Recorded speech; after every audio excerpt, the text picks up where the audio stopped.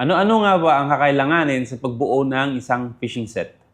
Kailangan natin ng fishing rod, kailangan natin ng fishing reel, kailangan natin ng lure, kailangan natin ng braid line or line, main line, kailangan natin ng leader line.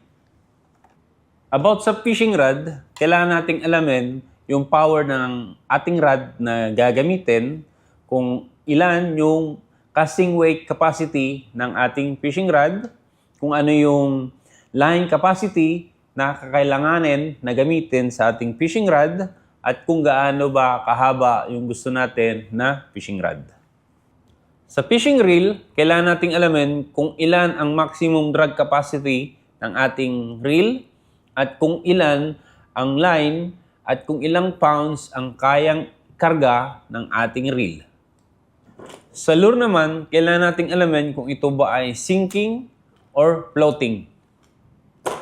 Karaniwan na ginagamit sa ating fishing reel o sa ating fishing set ay braid line, at ginagamitan natin ito ng nylon bilang leader line, at ang nylon na ginagamit natin ay fluorocarbon or monofilament.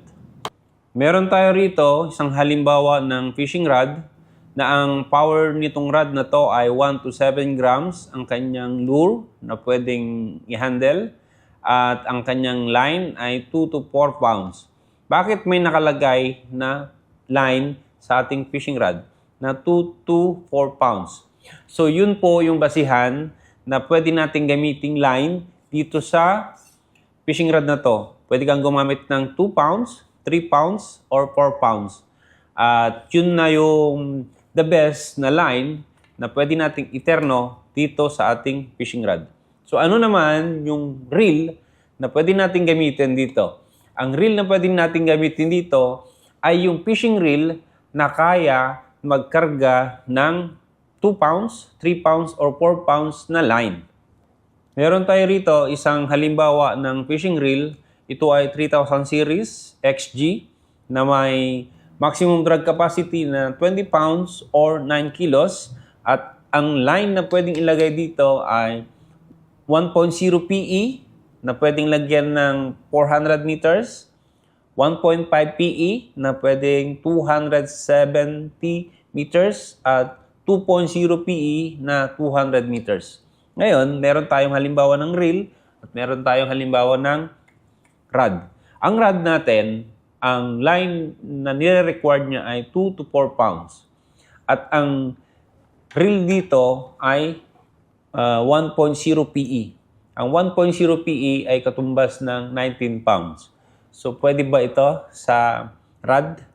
Hindi po pwede. Dahil ang hinahanap natin na reel para dito ay yung kayang magkarga lang ng 2 to 4 pounds na line.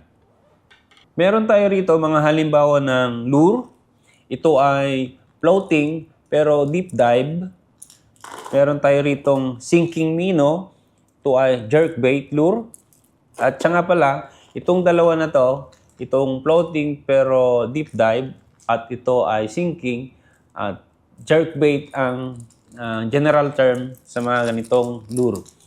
At meron tayo rito stick bait. Yan, wala siyang dila na tulad ng ating mga jerkbait na meron siyang dila. Ito ay stick bait na pagka ni-retrieve natin ay walk like a dog or walking like a dog. At meron tayo ritong top lure or yung tinatawag nating popper. Meron din tayo rito soft bait at meron din tayong splinter.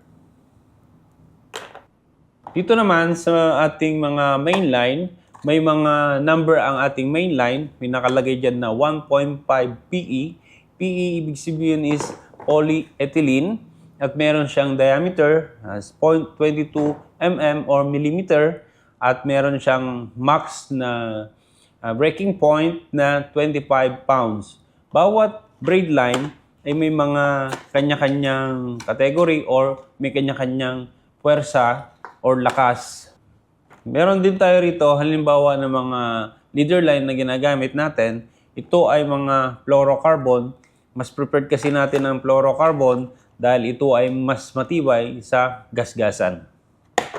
At kung gusto rin ninyo gumamit ng snap and swivel sa inyong setup, pwede rin naman.